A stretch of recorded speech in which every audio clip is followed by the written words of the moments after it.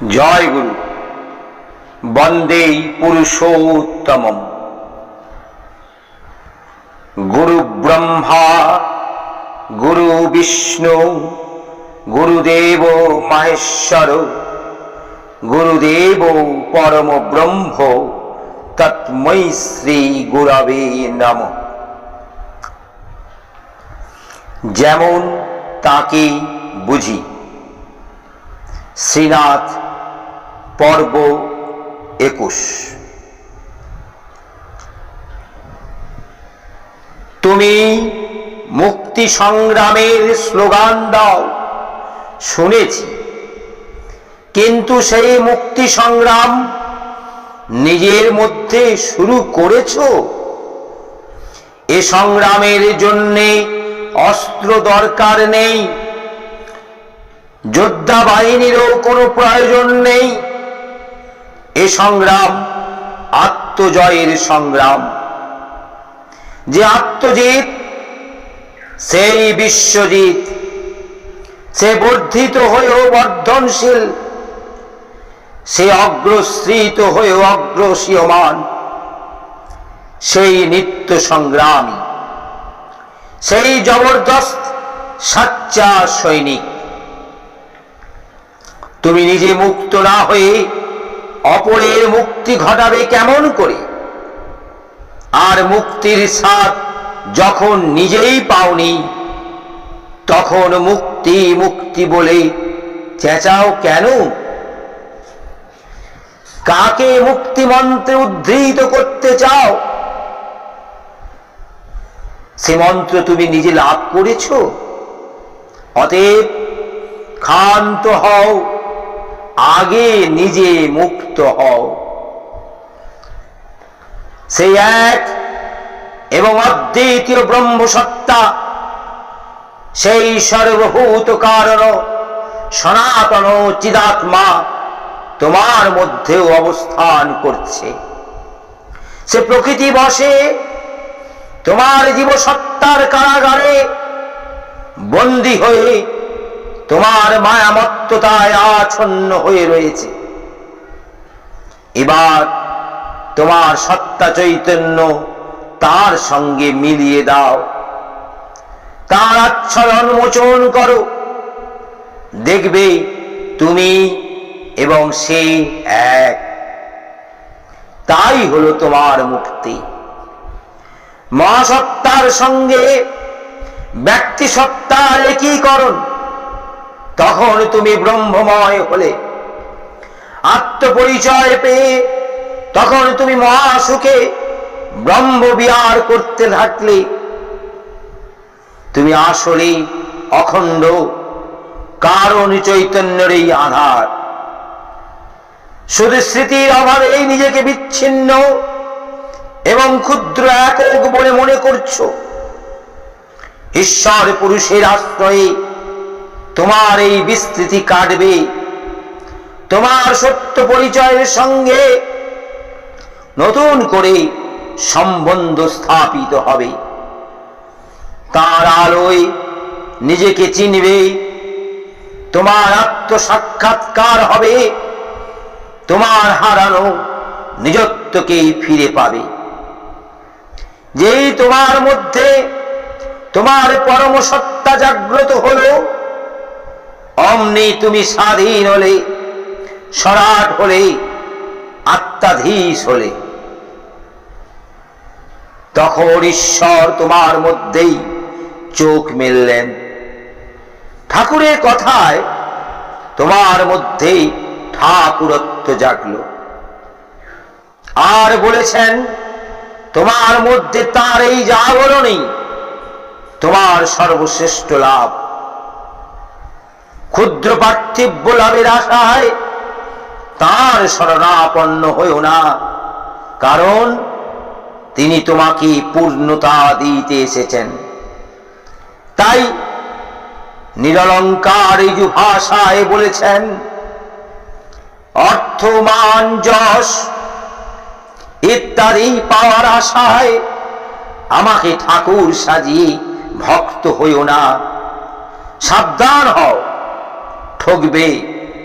তোমার ঠাকুরত্ব না জাগলে কেউ তোমার কেন্দ্র নয়, ঠাকুরও নয়, ফাঁকি দিলেই পেতে হবে তা।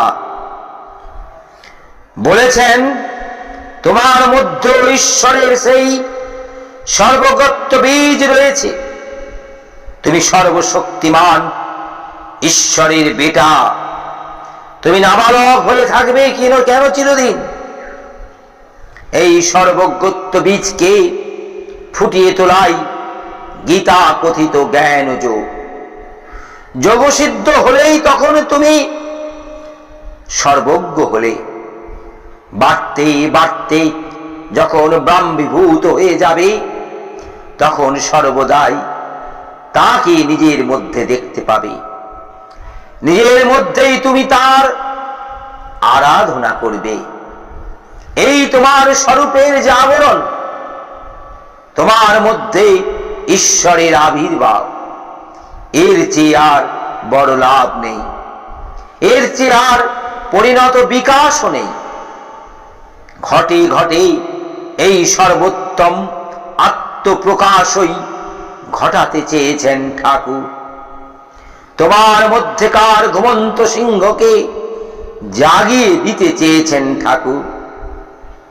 বিকশিত করতে চেয়েছেন তোমার শ্রেষ্ঠ সম্ভাবনাকে। তোমাকে মিলিয়ে দিতে চেয়েছেন আদি শক্তির সঙ্গে। সমুদ্রের মাছকে সমুদ্রে ছেড়ে দিতে চেয়েছেন। আবার বলো, এর চেয়ে আর কোন বড় দান সম্ভব? ভাবতে পারো আরো কোন মহত্তর উপহারের কথা? ব্রহ্মজ্ঞান লাভ না করলে অমৃতত্ব লাভ করবে কেমন করে?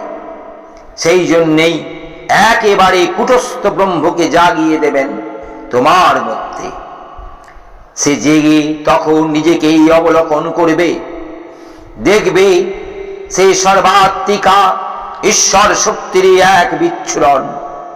সেই আত্মবলোকনেই আত্মজ্ঞান, আত্মসাক্ষাৎকার। এক বিন্দু দুধ, এক কলসি দুধ। তোমার মধ্যে যে ঈশ্বর আনু আপন ইচ্ছায় মায়াচ্ছন্ন হয়ে রয়েছেন, তিনিও ঈশ্বর। কিন্তু তিনি সেই সর্বচরাচর, সর্বভূতাবস্থা এবং সর্ব অদ্ভুতাবস্থা ব্যাপী তৎসমুদয়ের কারণ স্বরূপ নির্বিকার ঈশ্বর চৈতন্য থেকে বিচ্ছিন্ন। সেই চিন্ময় সর্বশক্তিময় ঈশ্বর যখন ইষ্টরূপে আবির্ভূত হন, তখন তাকে গ্রহণ করে তাকে দেখেই আত্ম উদ্ধার করতে হয়। তাতে জাগ্রত হলেই তিনি তোমার মধ্যে জাগ্রত হলেন। সেই তোমার স্বরূপ সম্মেলন। ঈশ্বর সর্বভূতানাং হৃদেশে অর্জুন তিষ্ঠতি ভ্রাম্যমাণ সর্বভূতানি যন্ত্রারূঢ়ানি মায়া। ওহে অর্জুন, সর্বময় ঈশ্বর সকল জীবের হৃদয়ে অধিষ্ঠিত থেকে তাদের যন্ত্রারূঢ় পুতুলের ন্যায় মায়া দ্বারা চালিত করছেন। তোমার হৃদয়ও তিনি, তোমার খণ্ডলীলায়ও তার সৃষ্ট মায়া বাসনার ফল। এবার তুমি সেই মায়ার অন্তরালচারী পরিশুদ্ধ ঈশ্বরের মায়াচ্ছদান অনুমোচন করো এবং সর্বভাবের দ্বারা তার সেবায় নিযুক্ত হও। তমেব শরণং গচ্ছ সর্বভাবেন ভারত, তৎপ্রসাদাৎ পরাং শান্তিং স্থানং প্রাপ্যসি শাশ্বতম। আর তুমি সর্বতভাবে তারই শরণাগত হও। তার প্রসাদে তুমি পরম শান্তি ও শাশ্বত পদ লাভ করবে। কিন্তু কি করে তার শরণ নেবে? তুমি তো মায়াচালিত পুত্তলিকা। আগে তোমাকে এই পরিশুদ্ধ ঈশ্বর স্বরূপকে দেখতে হবে, যে ঈশ্বর তত্ত্বকে ধারণ করে মানুষের ইষ্টরূপে লোকমধ্যে অবতীর্ণ হন, তারই স্মরণ নিতে হবে, কারণ তিনি তোমার হৃদয়ে সেই বিরাজিত পরমেশ্বরের অবিকৃত রূপ। তোমার অন্তরস্থ ঈশ্বর তিনি, তাঁর স্মরণে গমন করেই তোমার সেই অন্তরস্থ ঈশ্বরের শরণাগত হতে পারো। শ্রীকৃষ্ণ অর্জুনের হৃদয়স্থ ঈশ্বরের প্রসাদ লাভের নিমিত্ত এবং তদ্গতি উপায় হিসাবে সকল কিছু বর্জন করে প্রথমে তাকে তারই শরণ গ্রহণ করতে বললেন। এছাড়া আত্মচৈতন্য জাগরণের আর কোনো উপায় নেই। সেই ব্রহ্মাণ্ডময় সকল আত্মপুরুষ লীলাচ্ছরে করুণা পরবশ হয়ে দেহভাণ্ডে প্রবিষ্ট হয়ে ব্রহ্মজ্ঞান রূপ অমৃত দান করেন। তাকে দেখে নিজেকে চেনো, নিজের মধ্যে তার রূপকে আপন করে তুলতে পারলেই তিনি তদ্রূপে তোমার মধ্যে ক্রিয়াশীল হলেন। এই তোমার ঠাকুরত্বের জাগরণ। তার বিস্তার ধর্মের বশবর্তী হয়ে তুমি বিস্তৃত হতে লাগলে। এই তোমার ব্রহ্ম সান্নিধ্য। ব্রহ্মের কোনো শেষ রূপ নেই, তুমি প্রতি মুহূর্তে বাড়তে পারো। ব্রহ্ম অনন্ত বিস্তারময়, তাই তুমিও শেষহীন বিস্তার পথের যাত্রী। তোমার যাত্রারও শেষ নেই, তোমার বৃদ্ধিরও শেষ নেই। যত বাড়বে তত ব্রহ্মাস্বাদ পাবে। এই আত্মপরিচয় এবং পরিচয়ান্তিক ব্রহ্মযাত্রার নামই অমৃত লাভ। এই অমৃত লাভ না হওয়া পর্যন্ত তুমি মৃত্যুভীত। অমৃতের সন্ধান পেয়ে গেলে দেহাবসান স্থূলাতীত ব্রহ্মাভিসার মাত্র। এই অমৃত লাভের পূর্বে তোমার যেন দেহাবসান না হয়। দেহ ধারণ করে অমৃতত্ব লাভ করাই শ্রেষ্ঠ সাধনা। নিজেকে না জেনে, নিজের পরিচয় না পেয়ে পরমাত্মার বায়নায় নিজের আত্মার মুখখানা না দেখে হঠাৎ সরে পড়বে কেন? তুমি জীবদেহে মায়াচ্ছন্ন হলে কি হবে? অখণ্ড পরমাত্মার বিন্দুরূপটি কিন্তু আদি স্বরূপের সন্ধানে অন্তরের প্রচ্ছন্ন প্রকৃতির তাড়নায় বারবার দেহ ধারণ করে চলেছ। তোমার দেহ ভাণ্ডে সেই সাধনার উদ্দেশ্যেই সে প্রবেশ করে, কিন্তু যেই তুমি তাকে তোমার দেহাশ্রয়ে পেলে, অমনি তোমার ধারাবাহিক জীব সংস্কারের জালে তাকে আস্তে পৃষ্ঠে জড়ালে। তার গুরু অন্তর বাসনা থেকে তাকে ভুলিয়ে সেই সংস্কার প্রপঞ্চের গাড়িতে বসিয়ে তাকে বিকলাঙ্গ পঙ্গু ভিখারির মতো প্রবৃত্তির দ্বারে দ্বারে ঘুরিয়ে নিয়ে বেড়ালে। বহু ভুল করেছ, আর ভুল নয়। এবার মৃত্যুর পূর্বেই অমৃতকে আত্মসাৎ করতে হবে। এই হলো শেষ কথা। একে আত্মজ্ঞান, ব্রহ্মজ্ঞান, ঈশ্বর লাভ, নির্বাণ, মুক্তি যা ইচ্ছা হয় বলো, এ তোমাকে পেতেই হবে। এর জন্যেই তুমি এসেছো। এই হলো তোমার ব্রহ্মভুবনে বিচরণ, তোমার জগৎ সংসিদ্ধি। পুরুষোত্তম অভিগতি থেকে এর সূত্রপাত, ব্রহ্মে স্থিতি এর পরিপক্ক অবস্থা এবং ব্রহ্ম নির্বাণ এর পরিণতি। ঠাকুর এই অভিযাত্রায় তোমাকে দীক্ষিত করতে চান। তোমাকে তার সমহিমায় সারূপ্য দিয়ে নিজের মুক্তির আনন্দ পেতে চান। তোমাকে পরমানন্দ ধামে প্রতিষ্ঠিত না করা পর্যন্ত তার প্রয়াসের বিরাম নেই, হৃদয়ে শান্তি নেই। তুমি যদি তার মতো ধনী হও তবেই তার সুখ। তুমিও যদি তার মতো বিরাটত্বের অধিকারী হও তবেই তার বিরাটত্বের বোধ যন্ত্রণা মুক্ত হবে। তুমি যদি ব্রহ্মাধিকার প্রাপ্ত হও তবেই তার জগধিকার সার্থক হলো। তার সম্পদে তুমি সম্পন্ন হলে তবে তার কার্য নিষ্পন্ন হলো। এত বড় সাম্যের দৃষ্টান্ত আর কে কবে রেখেছে? কোন ধনিক শ্রেষ্ঠ কবে বলেছে সকলে আমার মতো ধন সম্পন্ন হলে তবে আমার ধনের দাম আছে? তোমরা সবাই ছোট হয়ে সমান নয়, বৃহত্তম মহত্তম হয়ে সমান হলে তবে আমি বাঁচি। এমনি করে কে বলেছে তোমাদের শক্তিরও সীমা নেই, অধিকারেরও সীমা নেই? এক মুষ্টি অন্যের ভাগে শুধু নয়, অনন্ত অব্যয় অমৃতের ভাগেও সকলের সমান অধিকার। কে বলেছে এমন করে তুমি ঈশ্বরের অনুগ্রহ ভিক্ষু নাবালক পুত্র নও?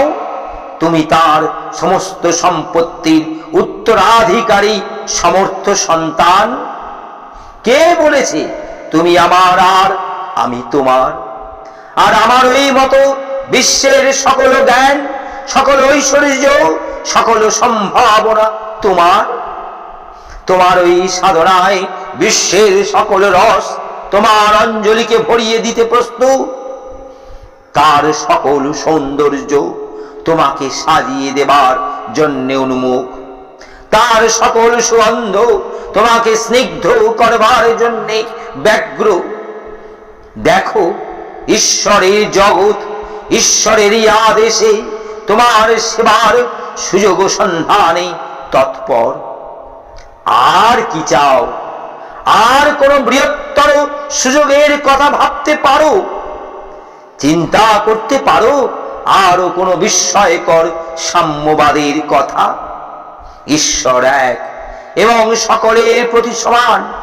তিনি সমতার উৎস, আর ঈশ্বর পুরুষই সেই সমতার প্রচারক এবং প্রদর্শক।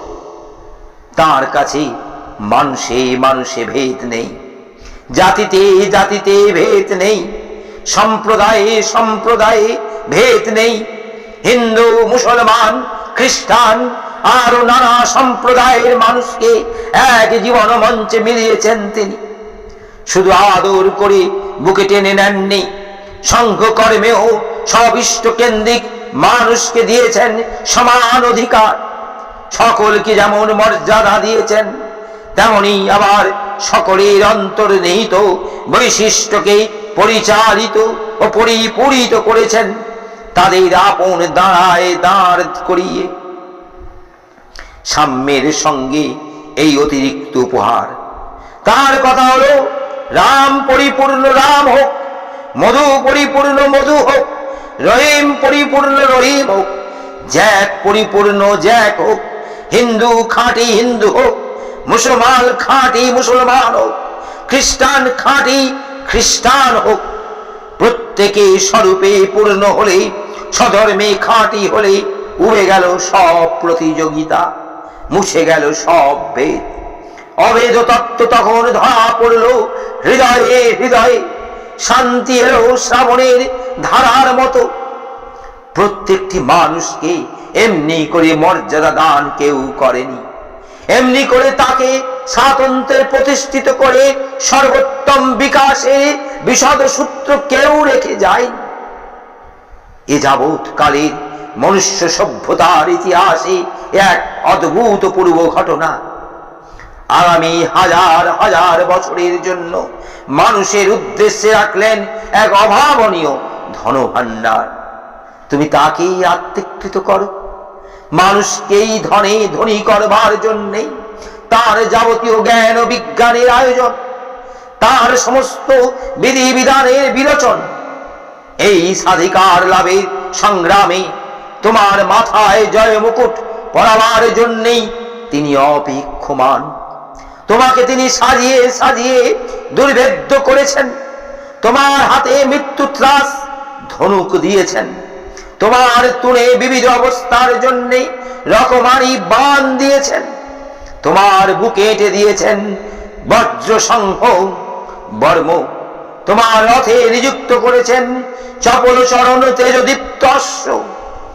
আর দেখো সহস্র বদনে নিজে ধরেছেন তোমার রথাশ্বের বলগা। তিনি তোমার সারথি হয়েছেন। তোমার ভয় কি? তুমি তো অনেকের জন্য অনেক কিছু করেছো, এবার নিজের জন্য কিছু করো। নিজেকে সংবর্ধিত করলে অন্যের সংবর্ধনাও সহজেই করতে পারবে তুমি। যে প্রতি মুহূর্তেই কিছু না কিছু বৃদ্ধির স্বাদ পেতে চায়, তাকে স্তব্ধ করে রেখে কোনো কাজ করবে তুমি? কার কতটুকু উপকারে লাগবে? ব্রাহ্মীকৃতিতে স্থির না হয়ে যত কর্মই করো না কেন, তা হবে খাঁচার মধ্যে ব্যাঘ্র বীরের লাফালাফি। আগে খাঁচা থেকে বেরিয়ে এসো, মুক্ত প্রান্তরে বিহার করো, আলোর মুখ দেখো, তারপরে দেখে বুঝে কাজ করো। তখন সেই কর্ম হবে সৎ কর্ম, তার ফল ব্রহ্মগতি। এই ব্রহ্মগতি তোমার নিয়তি। এই নিয়তিকে তুমি ফাঁকি দিতে পারো না। ভিতরেই তোমার গতির আবেগ, আর বাইরে তার সহৃদয় সারথ্য। বলো এবার তোমাকে পায় কি? কেবল কর্ম বিস্তারে কি লাভ, যদি না তাকে সারথি রূপে বরণ করো? গতিপতি যদি রথাগ্রে না বসলেন, তবে তোমার সহস্র বাহু হয়ে যুদ্ধ করলেও লাভ নেই। কুরু পাণ্ডবের বিবাদ যুদ্ধে পরিণত হতে চলেছে। কৃষ্ণ উভয় পক্ষেরই স্বজন, তাই কৌরব পক্ষে দুর্যোধন এবং পাণ্ডব পক্ষে অর্জুন দ্বারকা এসে সে কৃষ্ণের সঙ্গে দেখা করে সাহায্য প্রার্থনা করতে। কৃষ্ণ শয়ন কক্ষে নিদ্রিত আছেন। এমন সময় দুর্যোধন এবং অর্জুন এসে গেল সাক্ষাৎকারের জন্য। দুজনেই বিশ্রামাগারে ঢুকলো। আগে দুর্যোধন, পিছনে অর্জুন। দুর্যোধন গিয়ে কৃষ্ণের মাথার কাছে এক উত্তম আসনে পরিবেশন করলো, আর অর্জুন বিনত হয়ে পায়ের কাছে কৃতাঞ্জলি হয়ে রইল। কৃষ্ণ চোখ মেরে প্রথমেই অর্জুনকে দেখতে পেলেন, তারপরে ঘাড় ফিরিয়ে শিয়রের দিকে দুর্যোধনকে দেখলেন। উভয়েই তাদের আগমনের কারণ ব্যক্ত করল এবং আত্মীয় হিসাবে আসন্ন যুদ্ধে কৃষ্ণের সাহায্য প্রার্থনা করল।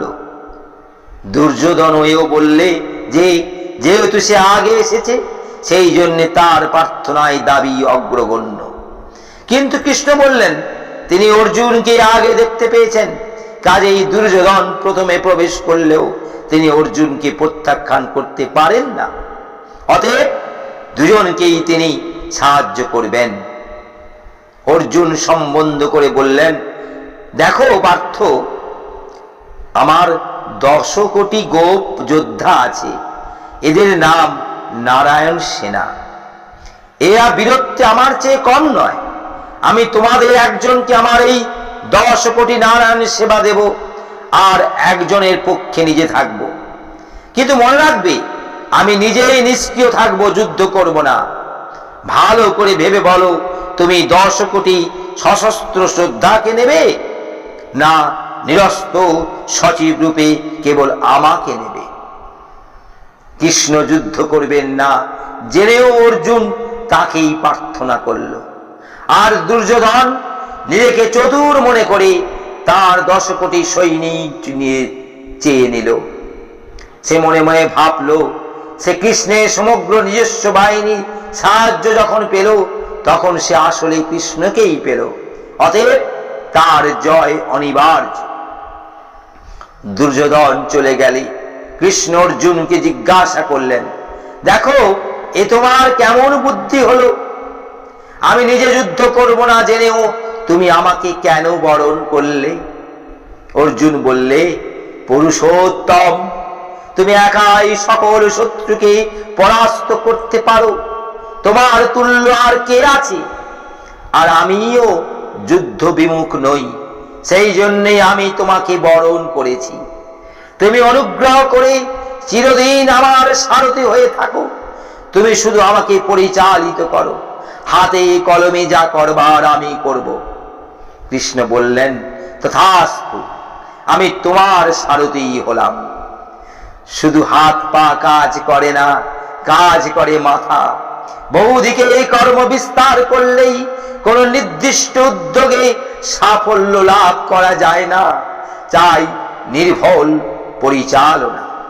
জীবনটাই একটি কুরুক্ষেত্র, বহু কর্মের সমাবেশ এখানে। সম্মুখে বহু বিঘ্ন, বহু শত্রু। তাদের শুধু সৈন্য সংখ্যা দিয়েই জয় করা যায় না। জয় মানে সকল বাধা অতিক্রম করে অভিষ্টের দিকে এগিয়ে যাওয়া। এর জন্য চাই একাগ্র সাধনায় গতিযোগ্য। সেই যোগ্য স্থিত অগ্নিশিখায় জ্ঞান রশ্মি, তার ওই তমসা বিজয়ী আলোকে উদ্ভাসিত পথ ধরে জীবন রথকে ছুটিয়ে নিয়ে যেতে হবে, যাতে দিগ্ভ্রম না হয়। সেজন্য যদুর উদ্দেশ্যে গতি, সেই তত্ত্বের মূর্ত বিগ্রহকেই করতে হবে রথের সারথি। কুরুক্ষেত্রে অর্জুন তাই করেছিল, তার দিকে ছুটে চলাই গতি।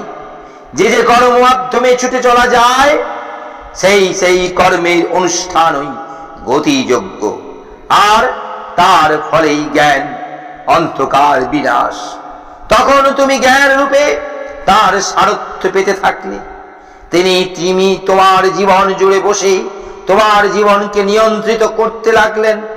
তাই অর্জুন কৃষ্ণকে অকুত ভয়ে বলেছিল, তুমি আমার চিরকালের সারথি হও। যুদ্ধ করব আমি, তুমি শুধু পরামর্শ দেবে। তাই তো যুদ্ধ করবে তুমি, তাই তো। অর্থাৎ যাবতীয় কর্মানুষ্ঠান সব তোমাকেই করতে হবে। তিনি শুধু তোমাকে কর্মানুষ্ঠানের বিজ্ঞান বিধান দিয়ে যাবেন। গাড়ির হেডলাইট দেখেছো? তিনি তাই। হেডলাইট গাড়ি চালায় না, গাড়ি চলতে হয় তার ইঞ্জিনের শক্তিতে। আলো তাকে পথ দেখায়, তাকে বিপদ থেকে বাঁচায়।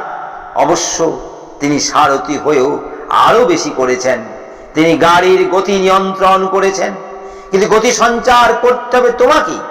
অর্থাৎ তোমার কর্ম তার অভিপ্রায়, তদ্ভিপ্রায় কর্ম করতে করতে তুমি তার অভিপ্রায়ের প্রতীক হয়ে উঠবে। তোমার অভ্যন্তরে তোমার নবজাগ্রত সত্তাই তখন তার সারথ্যের প্রতিনিধি হয়ে প্রকাশিত হবে। এই হচ্ছে তৎসারূপে উপনীত হওয়া।